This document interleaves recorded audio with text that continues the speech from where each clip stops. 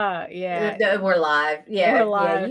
You got me in a mood this morning. Well, that's, you see, because I had to sort out my thoughts a bit, because it's like, there's a couple of things that I'm not sure if I should be like saying out loud or not, but no, fuck it. Say it out loud. You know, no holding back today. I had to Let's sort piss it out everybody first. off. Oh my goodness. I don't know if this will completely, like, this will piss everybody off, but I don't know. I don't give a fuck either. Like, shit needs to be said. I am so tired of whining little bitches. Right. I mean, I'm just hoping that the information can prove to be like somewhat helpful. Good morning, everyone. It is April 7th, 2025. It is a motherfucking Monday, and I am moody. Right. Yeah. It's I'm exhausted. Jose had to get up all this week. He's going to have to get up at 5 a.m. So I got up at 5, thinking that I could get more work done than I did. Like the first time he did this type of week where he had to get up this early, I felt like I got like so much work done. But I don't know. This time around, it feels a little different. It's like, because like I got some work done, and now it's like, okay, after the show, I'm going to have to take a nap because I don't know. I just can't. Also, you know what it is? It doesn't help either that it's been raining for the past 2 days, and it's like it's like cloudy and still raining, and it's a little dark, and I'm sure that's not helping either. Dude, it's ambiance, dude. Yeah, the ambiance is off. The vibes are off. You ready for this shit? Absolutely not, but hit it.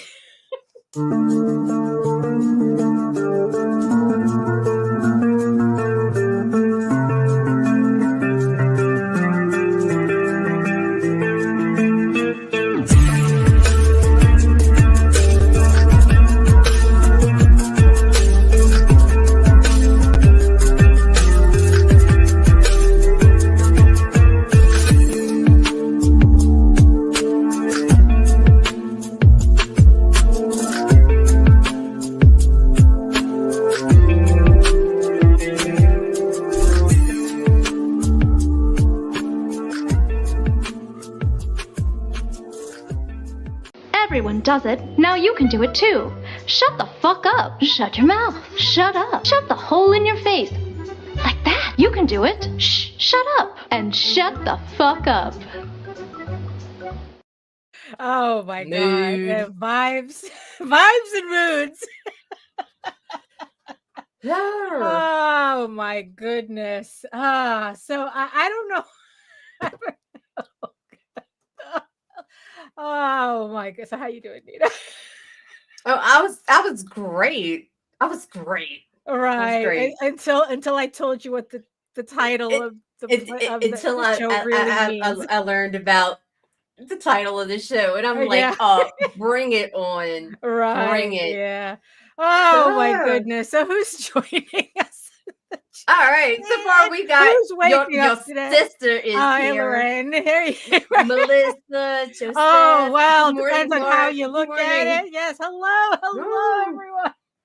And yes, I see you, our beautiful eyeball people watching us from regions beyond. Oh, today's going to be a day. If you're following us from Facebook, come on over to YouTube and join the sexy people in the chat and keep them company. Facebook has a tendency to act up, and when it does, we can't see your comments. So, and we want to keep the conversation going. So if you want us to see the hot mess coming out of your keyboard, come on over to YouTube. And while you're here, make sure you like, share, subscribe, and hit that notification bell so you get notified whenever any of our shows go live. Today's going to be a very difficult show. It is. And let me remind you that our individual opinions do not reflect the overall. Right. Yeah. Which is a neutral ground. Right. However, I have some strong opinions. Yes. Yeah. The opinions featured on this show belong to that of the speaker. Yeah, it does not reflect on anything or whatever. No one else on our network. Nobody has these opinions. Oh my God. So hello, everybody. Welcome. My name is Daphne Lage, and I'm a cartoonist, illustrator, and comic book artist from New York. I've been self-publishing comics since 1992, and you know what that means. Valar Morghulis. Valar Duhairis.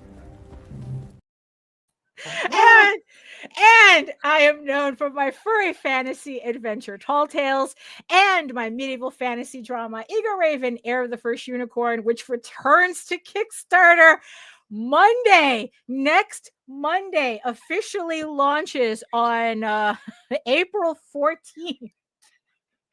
And I'm still working on it. No. It's all good. It's all good. So it comes back to Kickstarter next Monday with issue 10 of the 16 issue series. So hit the link in the show notes to go to the pre-launch page so you get notified when the campaign goes live. Also, you can read both my comics online at egoworks.com, EGOWORKS, and Tall Tales, TAILS online.com. And you can check out all my videos on how I make my comics here on YouTube at my channel at Daphne Lage, Lage Art, which also simulcasts through the Indie Comics Network. And to tell you more about it, here's Nita.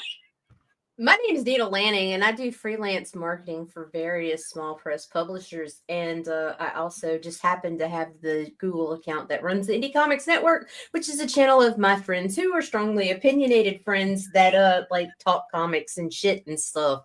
Oh, that's for sure. Yeah. Oh my goodness. But yes, so like I said, Eagle Raven goes live next Monday.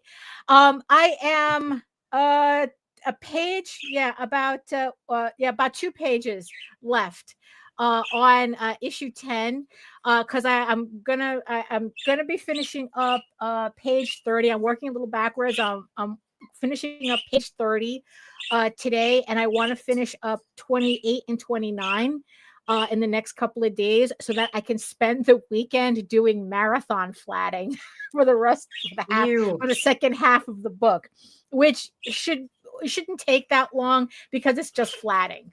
Oh, you're doing your own flats again? Yeah. In the end, it just turned out.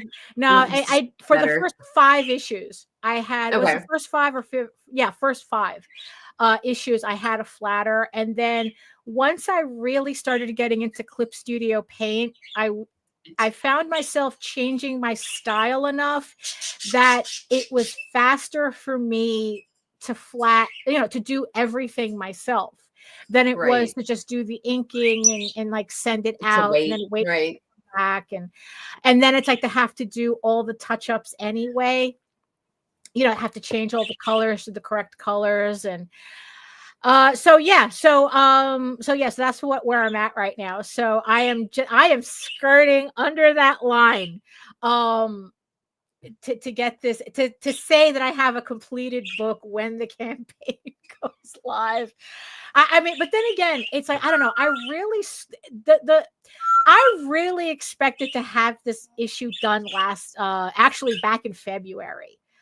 I thought for sure I was going to have this done in February, but I don't know, man.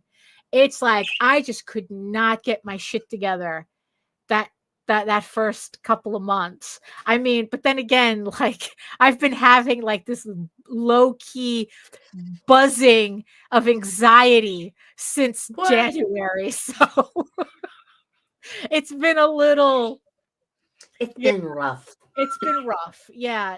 Like I'm hoping that for issue 11, I can kind of get my shit together, for that. So I can finish that in June, not spend the extra month working on the issue.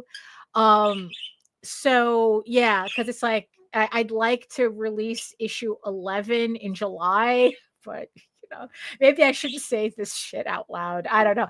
Because there's this thing where I started. Well, it's like I've started seeing like these kind of like motivational people saying that never say your goals out loud. Hmm. Because it releases I think it releases like dopamine, like it gives you, just saying a goal out loud releases a dopamine hit as if you've actually done the thing. And then what happens is that it kills your motivation to actually do the thing, because you got the hit already. So Oh God. yeah, so they recommend not saying I call bullshit. I call bullshit. I don't know. I mean, that's what they claim. It's not no, because I could sit there and say I'm gonna, but until I Right, actually do, I don't get that. right. Yeah, I don't know. It's Like dopamine and dread are not the because it's same. like then technically deadlines shouldn't work, right?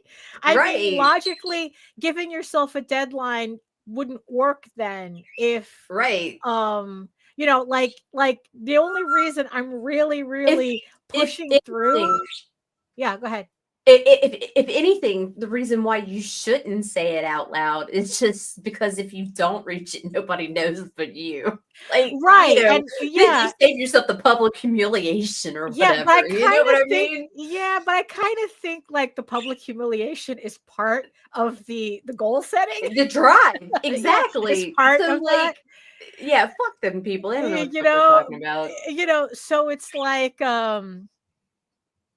so yeah, so it's like so once I got to a certain point in the book, I think like 5 pages out of completing, that's when I said, okay, I'm going to officially announce I'm launching on April 14th, Right, because then it locks it in, right. and I don't feel the temptation to push it up a week. It's like, okay, you know what, let's get this done. Now I'm just being ridiculous, I'm just purposefully dragging my feet. Let's just get this book done. you know um so yeah, so that's the plan for this week, to finish these last three. Well, like I said, I'm finishing the one page today. I have the other 2 pages to finish, and then I want to just flat, and hopefully by Sunday. Melissa says if you never say it out loud, it remains intangible and you don't have a real responsibility towards it. Once you tell people, it makes it real, and the shame of not doing it is a driver. Yeah, I mean, we gotta yeah, it's kind of like, Lorraine goes, I always live how scientists want to make generalizations as ultimate fact about shit we haven't even gotten anywhere near understanding. Well, how else are they going to get their grift on? You can't let facts get in the way.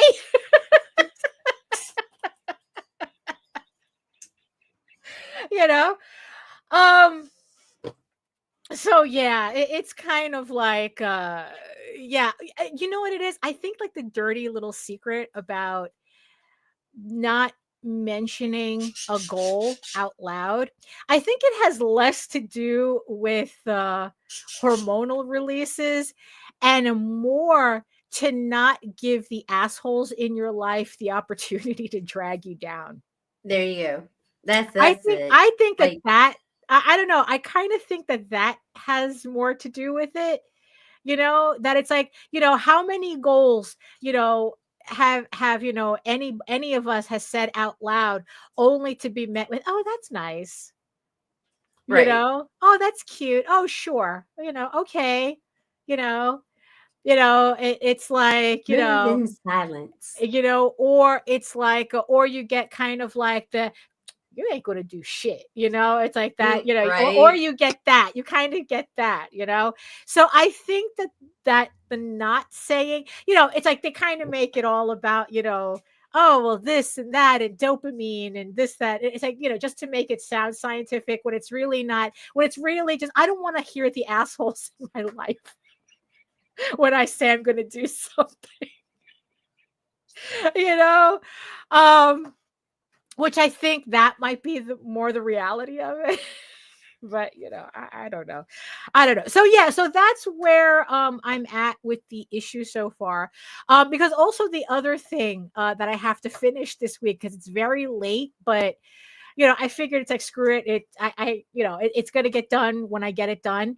Is my episode 11 of my vlog, my studio vlog. The only good thing about it is that I haven't really accomplished anything since I initially recorded that vlog, because I've just been so busy grinding on the comic pages. So technically I could still release the vlog, and it'll still be up to date with the artwork that I'm keeping track of. Right. In the video, because if for those of you who don't know, I started a studio vlog where I started pretty much recording a series documenting all of the artwork that I'm getting done this year. And originally the intention was like every week, but like I said, because I've been really grinding on the finishing this issue, it's been more like this is the artwork I completed since the last vlog.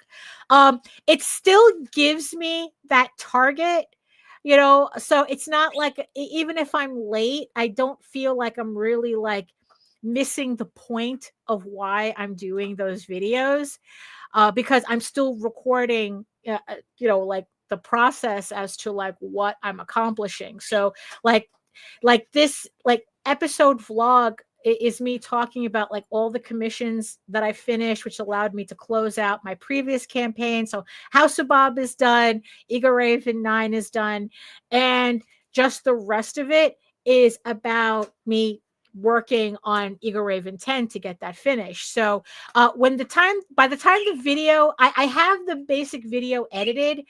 I swear to God, Nita, nothing will make you realize how many verbal tics you have until you have to try to edit them out.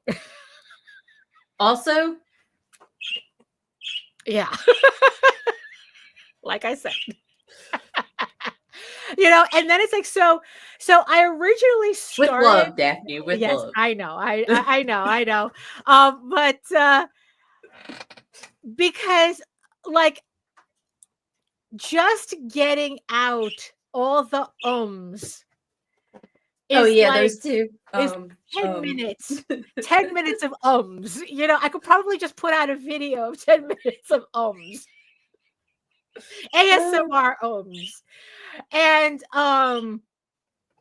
but the funny thing is that once I started to like kind of start recording to not say all the time, another verbal tick replaced it.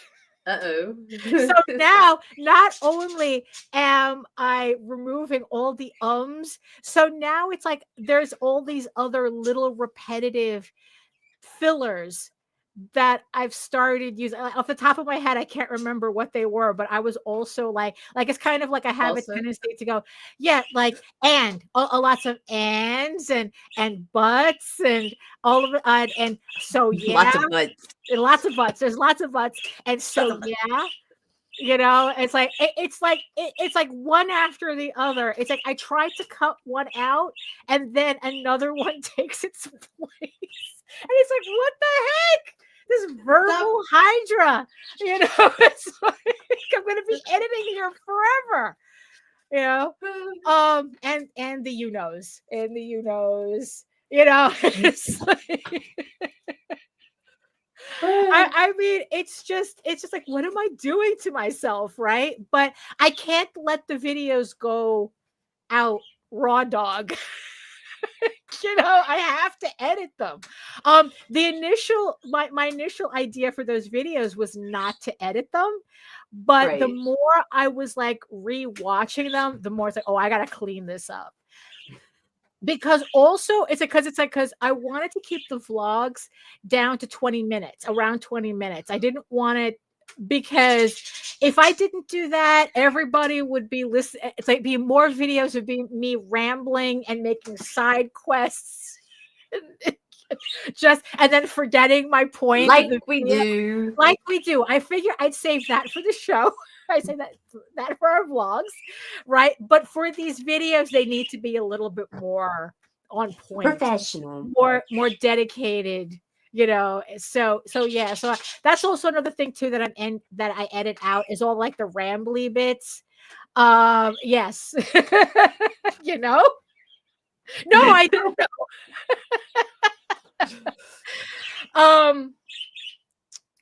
So yeah, see, I was about to say it and then I replaced it with so. I was about to say, and then I replaced it with so, which is another one. Like for some, I say so a lot. So it's like, again, another half hour of so's, and your nose. And weird pauses. That was another thing too. I put weird pauses like between words that should just be a sentence. It's not a weird pause. It's a thought. Like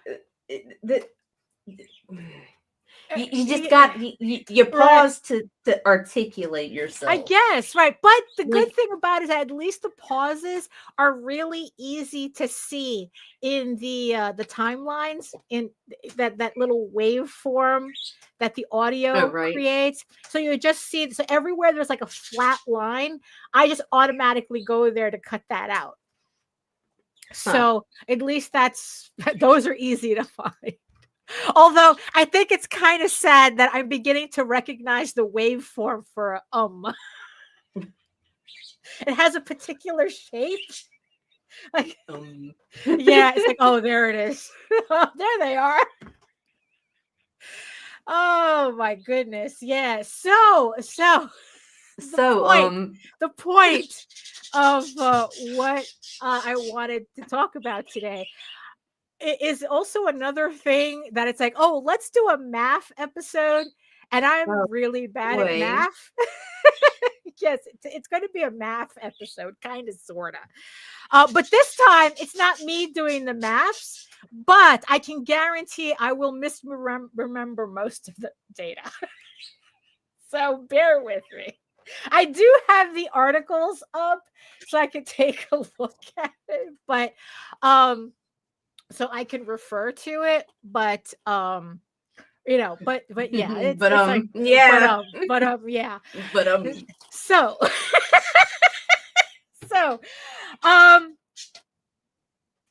back when I got obsessed with pretty much proving a stupid person wrong,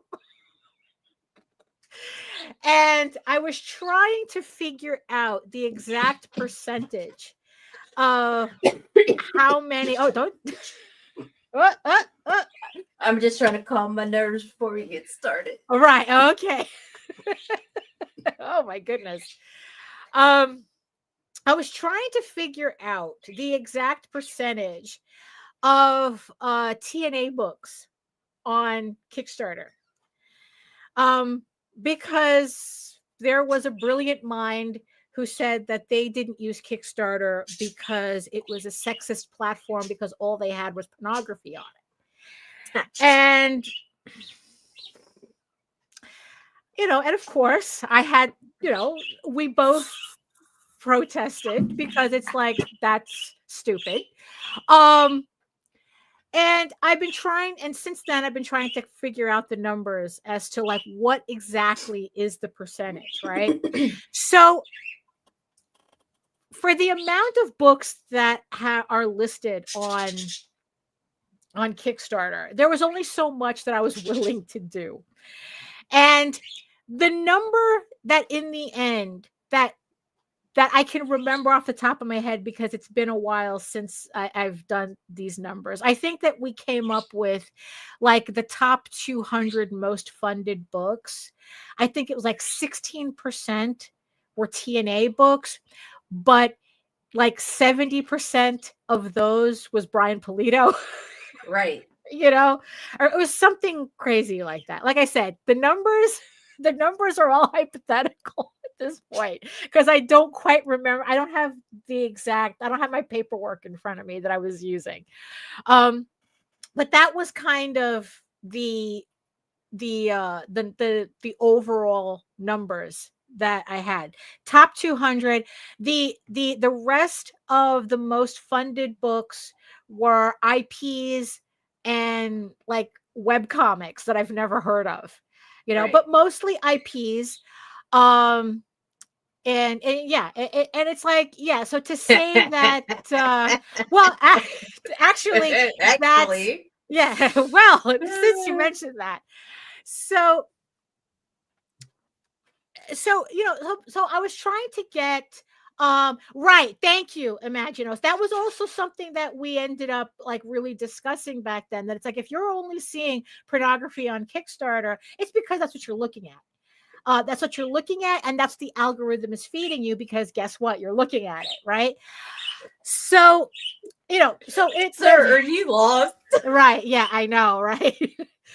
So, you know, so I was trying to find an exact number, right? So, like I said, I got those numbers. I still had people up my ass saying that those numbers were wrong and blah blah blah. Right. And so I was trying to find some The numbers. angry little internet mins. Yeah, the angry little internet men's got all of my ass about my numbers. So after talking to a bunch of people who did do these types of books, I think in the end, I think it was Max.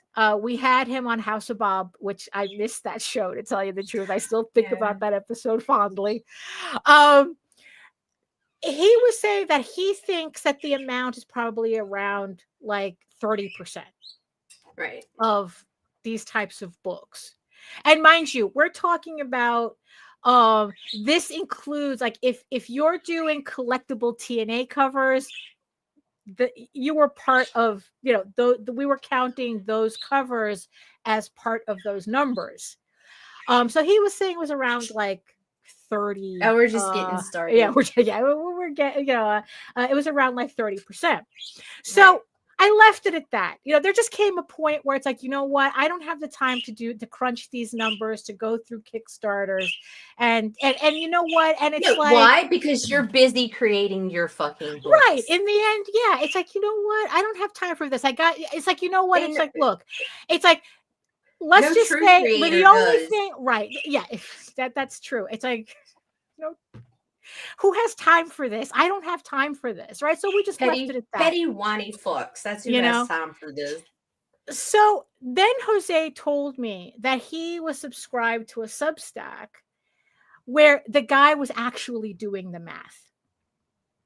Where he was, except he was doing it monthly. I was just going by the overall top 200, right, for the most part. But he's doing it monthly, and it's the guy that Melissa mentions.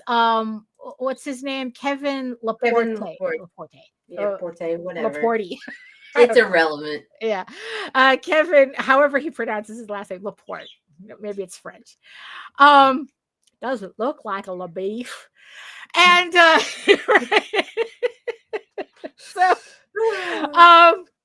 so Jose sent me this article, and I was kind of like, yo, it's like, this is the information I was trying to get together. Yeah, you ever notice folks who ain't making shit got a lot of time to comment on folks who are making shit? That was my take. That was how it goes, right? But, you know, so he had this whole spreadsheet. So what he was doing is every month he was going through all the Kickstarters that were launching for that month, that were launching, that were ending, that, you know, it's like, and then compiling a spreadsheet. I mean, he took it even further. So for clarification, his definition of not safe for work is literally pornographic comics. That's the only reason why the comic exists. That there's no real other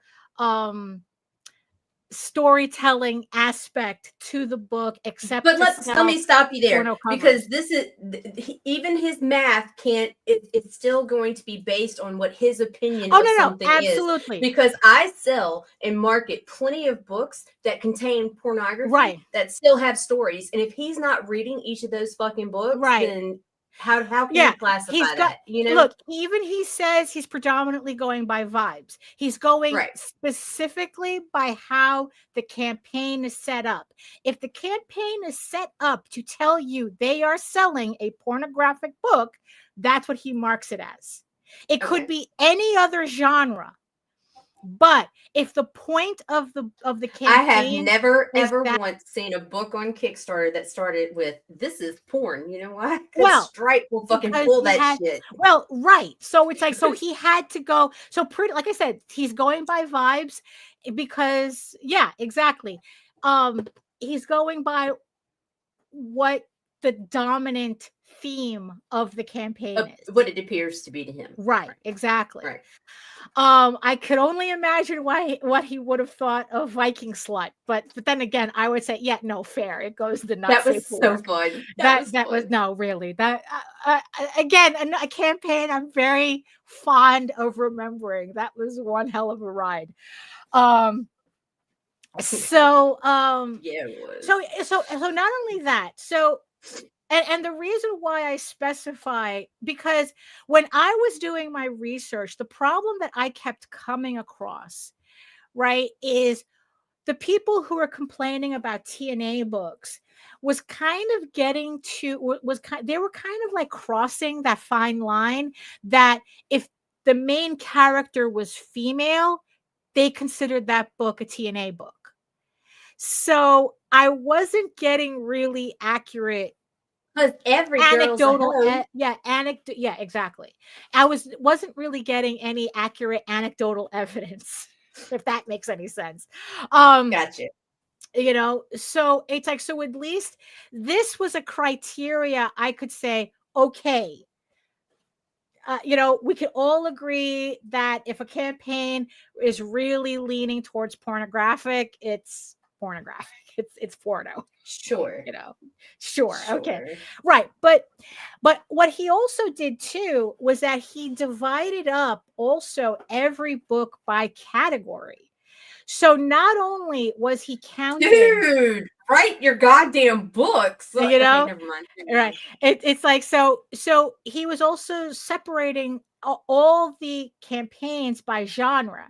So not only was Not Safe for Work its own genre, you had superheroes, fantasy, sci-fi. I mean, just to kind, because Which Western. Kickstarter needs that. I'm not even gonna lie. You see, like, that would be beneficial. That's part of why that's also part of why he's doing it, because he's the let me just get through this initial thing. My bad. I'm jumping. Right? No, you know. So so the magic number for Not Safe for Work projects on Kickstarter. Now it ranges from when he started recording. It ranges from 6% to a high of 44%. So when he kind of averaged it out, he says the magic number is 35%. 35% of projects on Kickstarter is Not Safe for Work projects. All right. So from this point on, 35% is the number. Anybody asking what percentage of Kickstarter comics is porn? Is 35%. You know? Now, the thing is, though, is that that's a very, very, very potent 35%.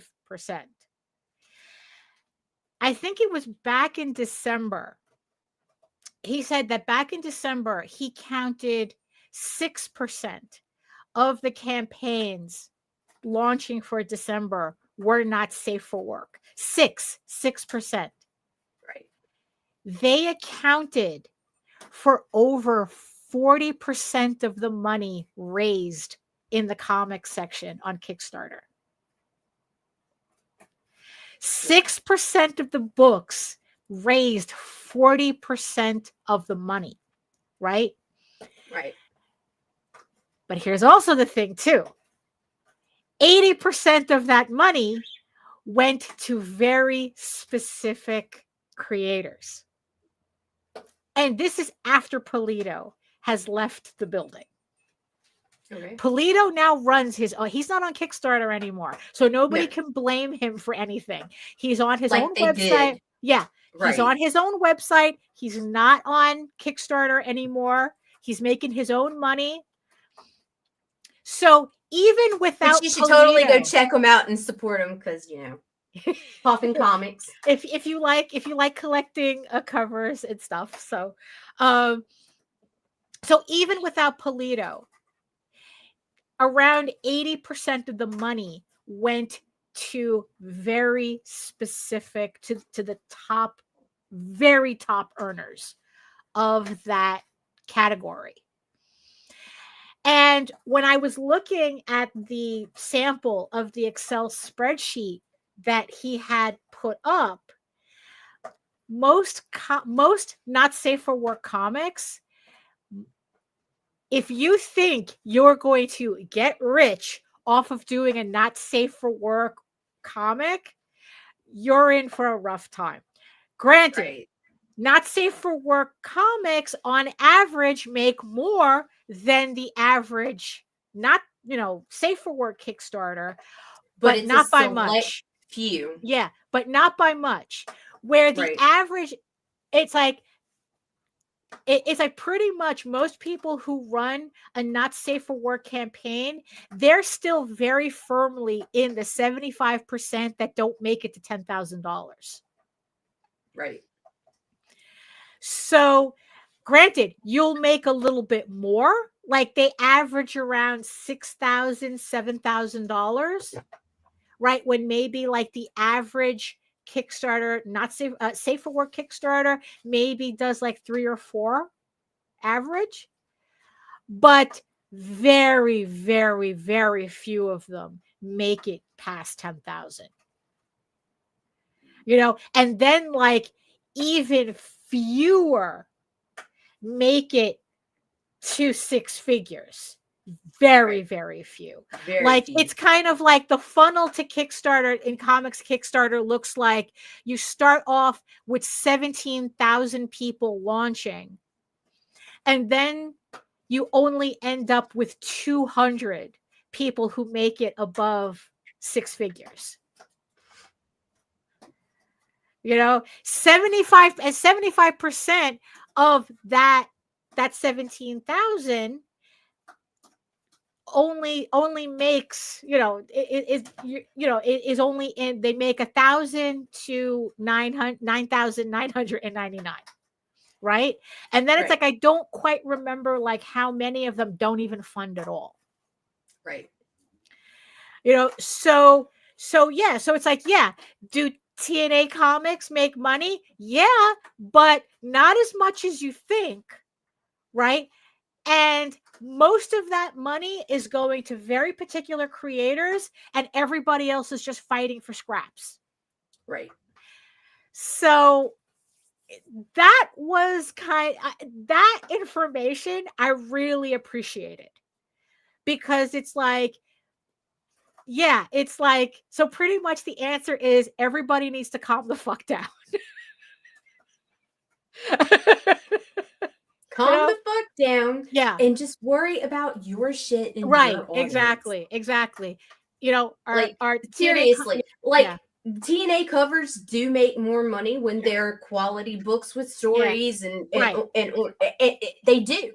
Right. With very select artists and whatnot, but it's because they're fucking good in their category. Right. Be good in your own category. Well, you see, because the T&A audience is not going to be your audience if you're not putting out T&A. So stop worrying about the T&A money. Right. That's, in the end, it's like, that's kind of like what I got out of it. And also the buyers and sellers all have the pores, right? Exactly. So, but also the thing is too, is that again, very particular projects were making the big money. Right. It's like that they ran on a certain quality level that that people were willing to spend money on.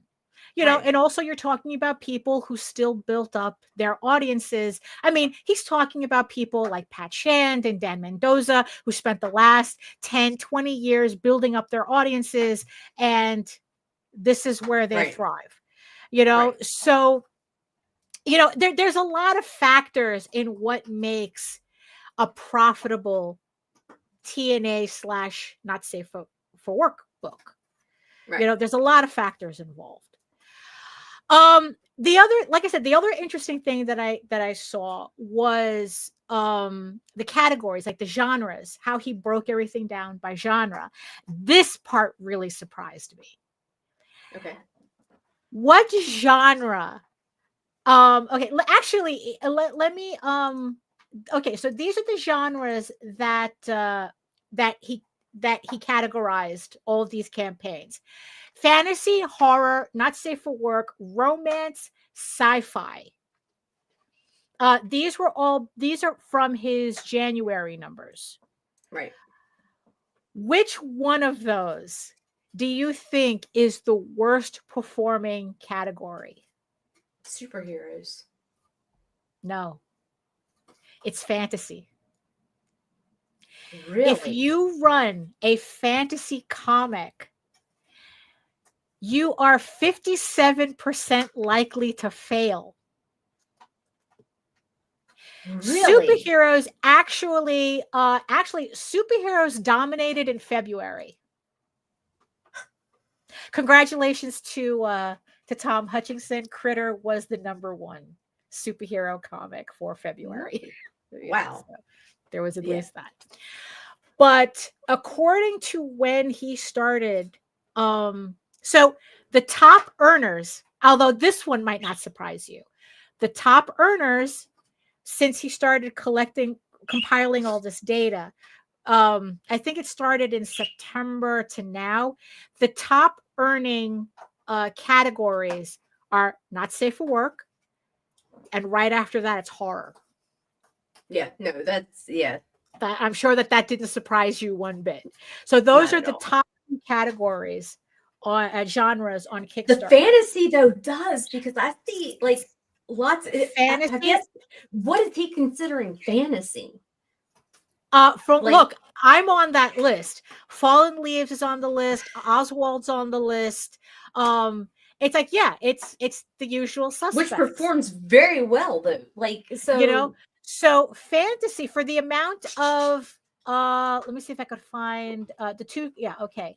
All right, so this is actually from his latest Substack, the 2 comic genres least likely to fund on Kickstarter.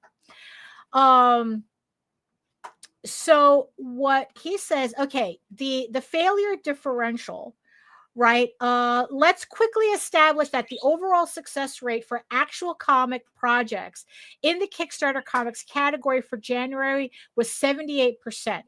189 projects out of 242. I specify actual comics projects because I cull out all the non-comics, trading cards, art books, sketchbooks, etc., to drill down to what's actually going on with real comics. 78% seems like a solid success rate for crowdfunding, right? It does to me, but it's concerning for the makers of fantasy and sci-fi comics that are falling more than 10% or more below the standard, at least for the first 2 months of our data collection. Okay, there we go, for 2 months and analysis. In fact, for January, fantasy is a full 22 points behind the pace at a 56% failure rate. And sci-fi is actually more at with a 65% failure rate. Now, again, there could be a lot of factors. There's a lot of factors in this. It's not necessarily, if you do a fantasy, you'll have 56%. So we're talking like medieval fantasy, fairies and whatnot. Okay. Because when I think fantasy, I have an overall fantasy isn't just fucking unicorns and fucking magic. It's fantasy. But that's D&D type how stuff. It's D&D type stuff because he has sci-fi. Well, then that makes sense. That makes sense. Now the thing is, though, what makes it a little misleading, right, is the reasons why he gives as to why this may be the case. And it might have to do less with genre then the people doing the people who are attracted to, who feel like they could just come out of the gate with a comic on Kickstarter. So Right. this is how he explains it. The likely explanations is that the clear culprit in the most cases was the utter void of convincing evidence that a comic is likely to develop from the creator based on the lack of art and story assets on the Kickstarter page. 7 out of 12 failed fantasy campaigns and 4 out of 9 failed sci-fi campaigns prepared woefully inadequate information on their Kickstarter pages, which were typically missing 2 or more of the following essential elements of a comic book: a basic story synopsis, a complete discernible cover image, complete discernible examples of interior sequential artwork. So that's overall, though, man. you see, but here's the funny thing, though. This is not a problem with not safe for work campaigns. No. That's the ironic thing about it. So what he's considering, like, oh, this is why the fantasy comics might have failed, is not a detriment to not safe for work campaigns, which just really goes to show you the type of audience that pledges to not safe for work campaigns, regardless of what the campaign. There was literally a month where not safe for work, even with counting the AI garbage campaigns, had 100% funding. The not safe for work section. So the other thing that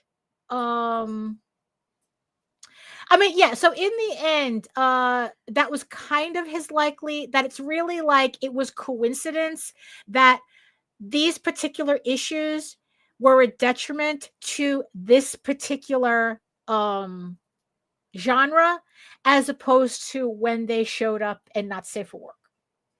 So does it mean that if you want to do a fantasy that you might fail? Not necessarily. I run a camp. It's like, look, this is not going to, it's like, look, I can run a campaign, an Ego Raven campaign with my eyes closed and know that I will fund in that first 24 hours. Right. Like, I am not concerned that this information doesn't concern me at all, you know, right. But I mean, I have been building my my audience for it, and I have a dedicated audience for it, and I set up my campaign in a very, very particular way that makes it clear what the story is about, what it looks like, what you're getting, you know, the whole 9 yards. So this is obviously not a problem I'm having, right?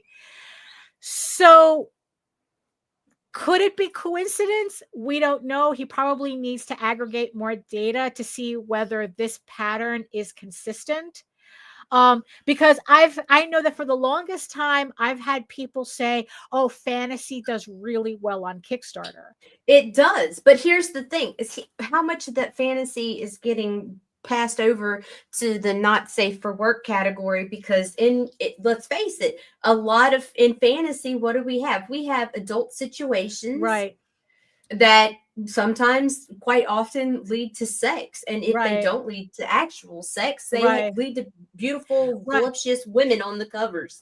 So I mean, but again, it's like this is kind of based on his interpretation of the data. You know, it's like, so yeah, there's going to be limitations to this. Yeah, thank you. Yeah, exactly. You know, it's like, that's kind of like, yeah, it's like, that's part of it. That's why. Oh, and then it's like, he talks about like the newcomers who come in with their comic and, you know, they want $10,000 coming out the gate, you know, and, you know, it's like that. You know, he's also talking about people who do that. So that's my second greatest woe on Kickstarter. You know, so in the end, right? So he has, you know, so he breaks these down. If anyone's interested in seeing these these articles for themselves, you go to Substack. It's called Self-Portrait of a Comics Self-Publisher. And it's Kevin Laporte.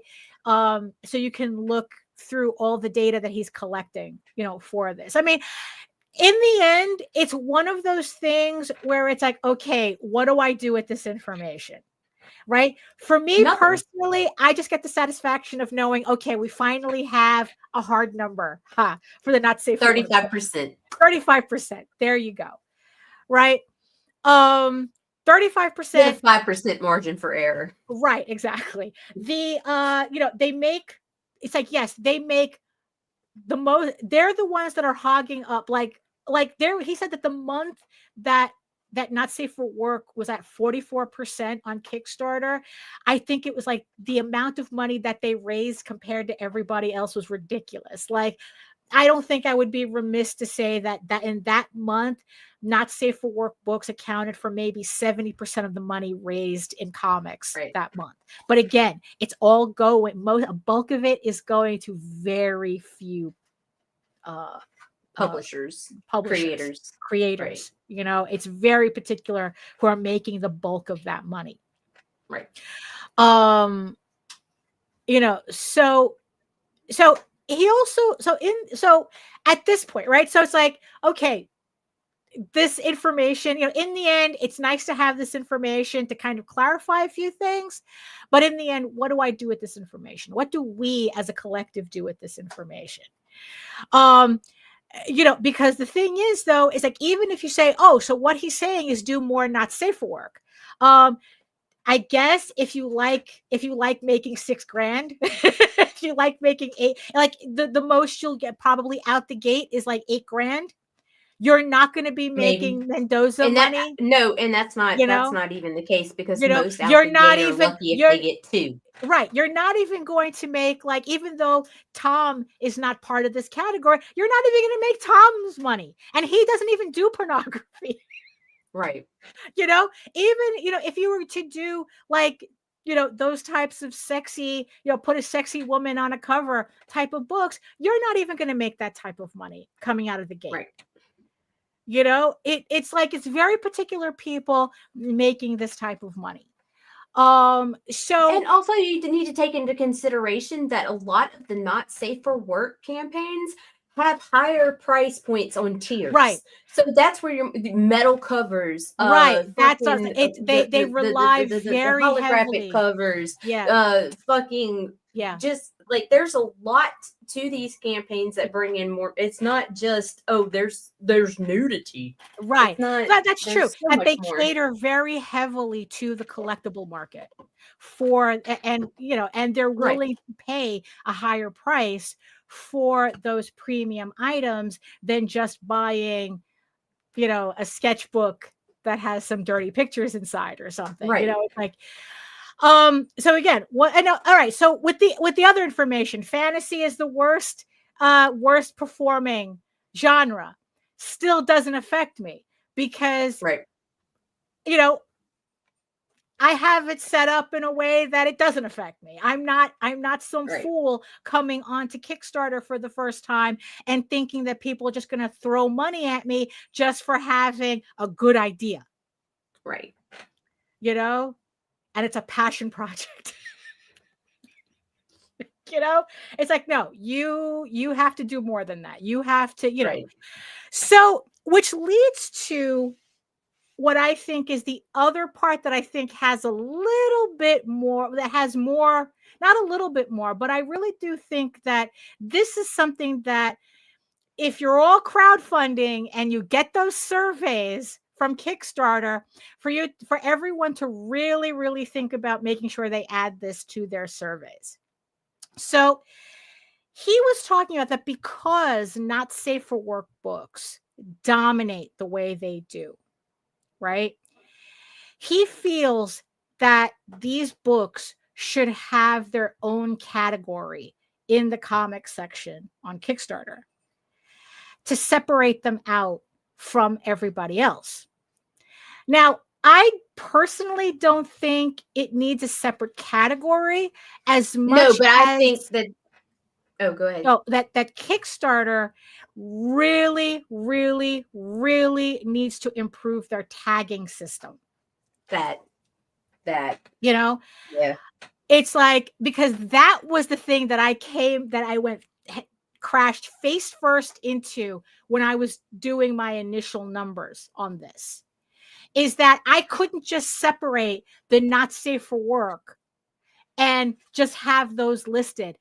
No matter how I did the search, I had to go manually through every campaign looking to count manually, because I could not separate them out.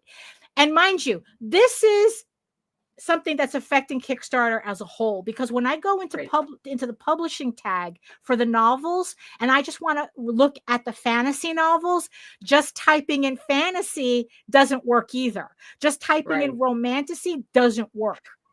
And I have to go digging through all the vanity projects, that get like one backer. It's like I have to dig through all of those just to get to the books that I want. So this is a problem over Kickstarter. Right. So when I put Eagle Raven and Tall Tales on Kickstarter, I want to be able to mark them as furry, as anthropomorphic. I want to mark them as fantasy. I want to mark them as drama. I want to mark them as adventure. I want to mark them as not safe for work when I have to. I want to mark them as mature if I have to. Right. And I want the option that when I do a search, to not see not safe for work. To not see not safe for work and not see AI projects. Huh. Look, I'm on Fur Affinity. Fur Affinity. The platform is known for its furry porn. And they yet have you a can button filter it. that filters all the adult stuff out if you don't want to see it. Right. If Fur Affinity can have filter a button that does not show, Kickstarter could have it adult, for sure. Yeah, do not show adult work. Kickstarter should have this.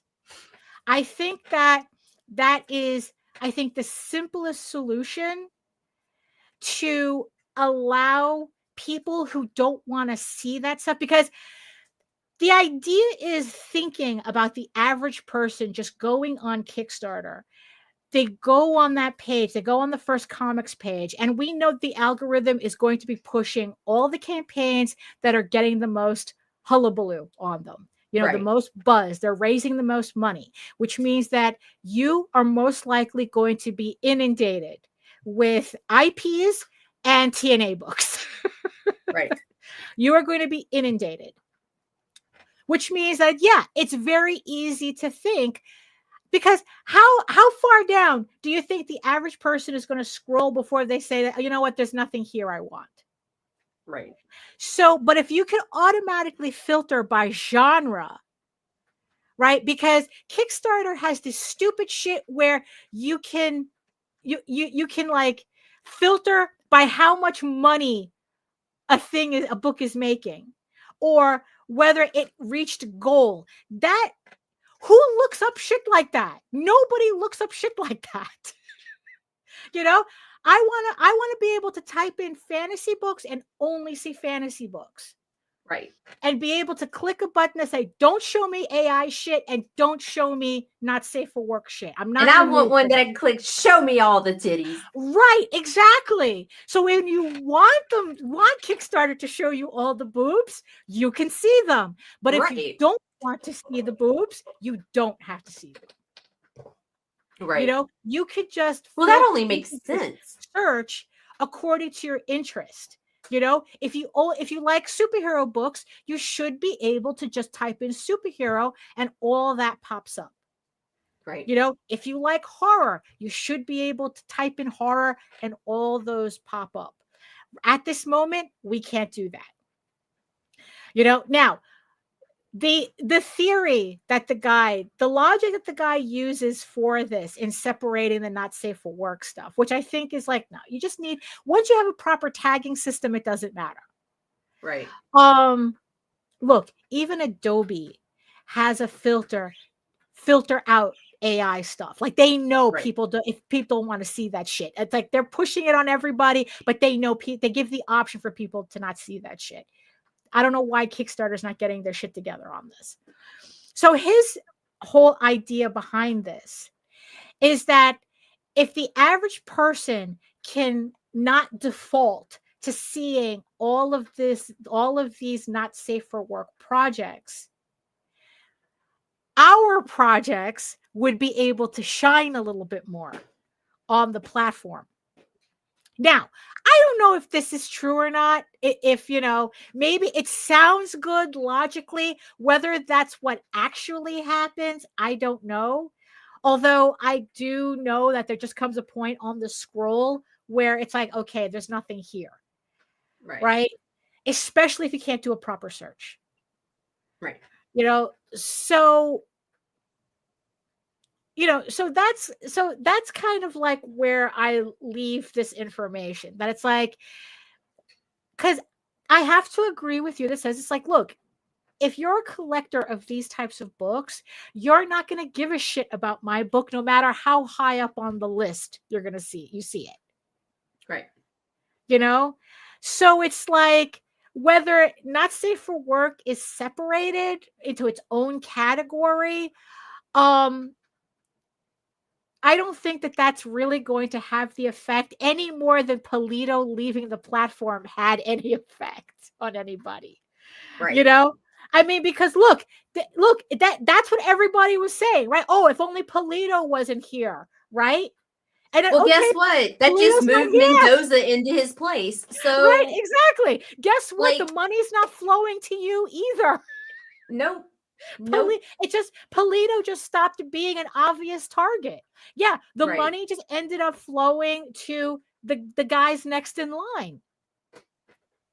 So it's not like it improved me, because that's what people when that's what that audience that's spending that money is looking for. It's like the whole thing with people going, oh, Keanu Reeves is going to save indie comics. No, Keanu Reeves is going to sell Berserker, and that's it. It's like the people that try to claim that they saw a bump, it's like, look, unless people were specifically telling you, I saw your campaign because of Berserker, it's like you're just imagining shit because you're desperate to imagine shit. Unless you can actually prove an actual connection between one, remember, correlation is not causation. Just because you saw us, it's like, because you know what? According to the numbers, people are, it's like, as a whole, we're not doing any better after Keanu than we did before. The only thing that we can actually kind of see spikes in is pre-COVID and after COVID, during COVID and after COVID. Right.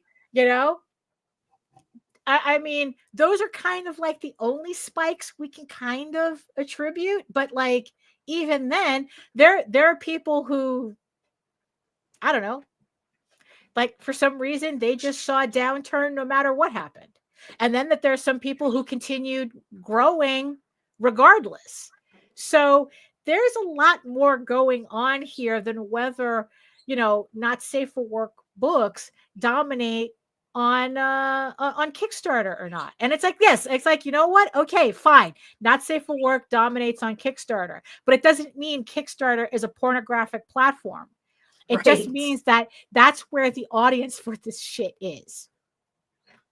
It's like, yeah. So it's like, I don't, yeah. So in the end, it's like, I don't know like what else to do with this information other than the next time I get my survey to tell Kickstarter, get your shit together with tagging. I want to be able to tag my book appropriately so that people can find it.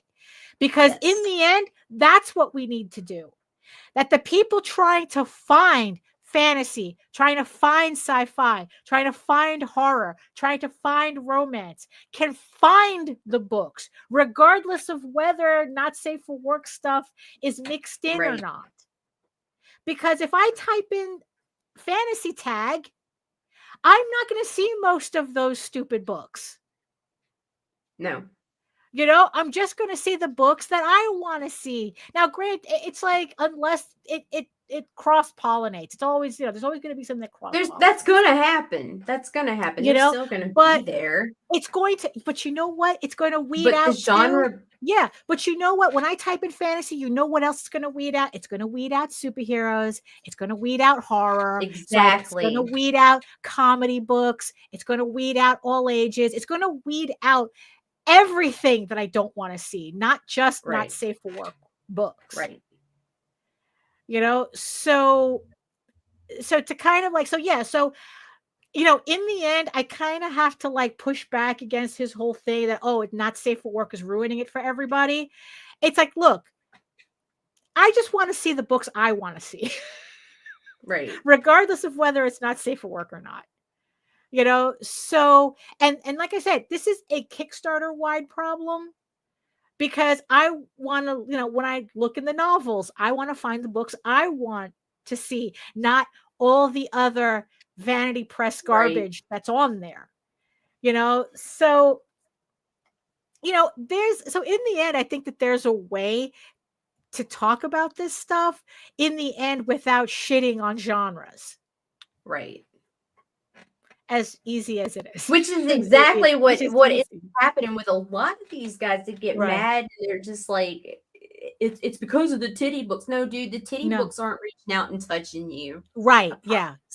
Right. You know, yeah. Look, it's like, look, you just have to accept the fact that this is, you know, this is the audience. This is what the landscape looks like. Right. If anything, what this information should show you is that, you know, it's kind of like, this is the terrarium, right? And you have to be the right lizard for the right part of the terrarium. You know, you don't put a desert lizard in a tropical terrarium. You know, are you a desert lizard? Then why are you looking at the tropical terrarium? You don't belong there. You know, so, you know, so that's kind of like, so in the end, I think that that's the value of this information, is to know the environment. If you're going to do comics, even if you want to do Kickstarter for the first time, or even if you're doing Kickstarter for the 80th time, this gives you an overview of what the environment looks like, where you fit in that environment as it is, you know, because this is what you got for now until Kickstarter makes those changes, and how you have to adjust yourself if you need to, how to change yourself and present yourself to survive in this environment. I mean, that's pretty much everywhere, right? Read the room. Right? That's what the kids say. Read the room. You know, it's like, you know, but also I think that there's a certain comfort in knowing that the difference between doing a safe for work book and a not safe for work book, overall, the difference is only by a couple of $1,000. You know, which, funny, that's actually the lesson that I learned from Viking Slut. Right. That because that campaign was above my average, but not by much. Right. Not by much. But then again, I didn't have, you know, like metal covers. I mean, I had a lot of variant covers, but I didn't have like really, really high end fire in tears. Right. You know, so, you know, but the thing is, you know, in the end, it doesn't matter, you know, it's like, because in the end, that's not the type of book that I want to do right now. Not right now. You know, you know, there is something. Yeah. There is a sequel to that, that I have an outline for, but like I said, it's like it doesn't change what I do. Right. But again, there's a certain comfort in knowing, in realizing, oh, I'm not missing out on anything. No. You know, that it's like, yeah, I can raise just a little bit more money, but I can continue what I'm doing without an issue, without really sweating it. So, you know, so that's kind of like how I rounded up his information. Right. I mean, I appreciate the effort that he put into it. Like I said, it's Kevin. Just look for Kevin Laporte, Laporte, on Substack to get his analysis Breakdown. on this data, the breakdown. Yeah, it's like if you wanted like the actual Excel spreadsheets, you would have to like subscribe. But you have to like upgrade or something, you know, pay for. Yeah, I definitely appreciate the way he broke it down. But I really appreciate. But it doesn't change anything. Yeah, it doesn't change anything. But like I said, than there your is perspective. Yes, like I said, in the end, I appreciate the realization of what it looks like when you step back, right, and see what's really going on. Yeah, but it doesn't change anything for me. So there you go. So that's so what are you have any final thoughts on this? No. Yeah. It's like, but I think we can all agree that Kickstarter really needs to fix its tagging system. I think that absolutely. Honestly, I think if they do that, I think a lot of us it'll just be better for our campaigns, you know, to be able to tag it properly. And I would like I would like a little checkbox that's like, don't show me this creator. Well, that goes a little deep in the weeds. You know, that might be going a little deep, but it's like I'll settle for just being able to tag. Don't show me any projects by this asshole. All right, you know, I'll just settle for like being able to just tag my stuff, being able to tag furry. Yeah, no, that would right. be excellent. That yeah, to furry, make the platform more buyer friendly. Yeah, actually, I think so too. You know? I think in the end, you know, that's what we really need on Kickstarter. So everybody who has a survey coming up on Kickstarter, Lou says, I ended up with an iguana that was found at the coast in England, living off fish and chip scraps. She was a mess, totally wrong environment, but the chips were good. The chips were good. Yeah, you know, yeah. It's like, look, we have to thrive where we thrive, right? You know? So like I said, if you get that survey, tell Kickstarter to get their shit together with the tags, you know, so that we could tag our stuff properly so people can find us. I really do think that would make a difference. Whether it makes a financial difference, I don't know. But for me, I think that would be a huge improvement on the platform. So in the end, that's what I got. Oh my goodness. So thank you so much, everybody, for joining us today. We're running a little over, but that's all right. So at least I feel a little bit more awake now. I don't feel like I need to take a nap, but I probably should anyway. I don't know, because I'm probably going to feel it after I get off the air. So, oh my goodness. So thank you so much, everybody who joined us in the chat. Thank you so much for everybody watching us, all our eyeball people watching us from regions beyond. We see you just like you see us. You could be anywhere else, but you decided to listen to us rambling in the background. So thank you so much. We appreciate all of you. And if you want to learn more about me and my artwork and everything else, you can head on over to my main portfolio site at egoworks.com, EGOWORKS, where you can find links to all of my galleries and social media sites, but I mostly post to Facebook if you're interested in seeing sketches and current work in progress updates, and YouTube for 600 plus videos of how I make my artwork and comics. And join me on my semi-weekly art live streams Wednesdays at 4 p.m. Eastern. It's 2 hours of me just drawing and talking to the chat. It's kind of like being at a convention without worrying about blocking my table.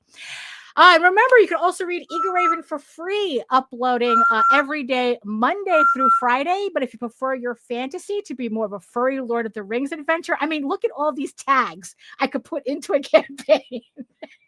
You know, you can follow the link over to Tall Tales, TAILS online.com. And not only can you read the first 20 issues of Tall Tales for free, you can catch up on the latest story arc, Tears in the Mother, which is also currently uploading Monday through Friday. So also, if you want an easier way to read Eager Raven, we are also on Webtoons. Eager Raven updates every Tuesday, and Tall Tales updates every Thursday. I think Eager Raven is updating with the 5th issue. Tall Tales is already on the 5th issue, so we're plugging along on Webtoons. Again, you can read for free, and remember that Eager Raven returns to Kickstarter on Monday, April 14th, with issue 10 of the 16 issue series. Link is in the show notes.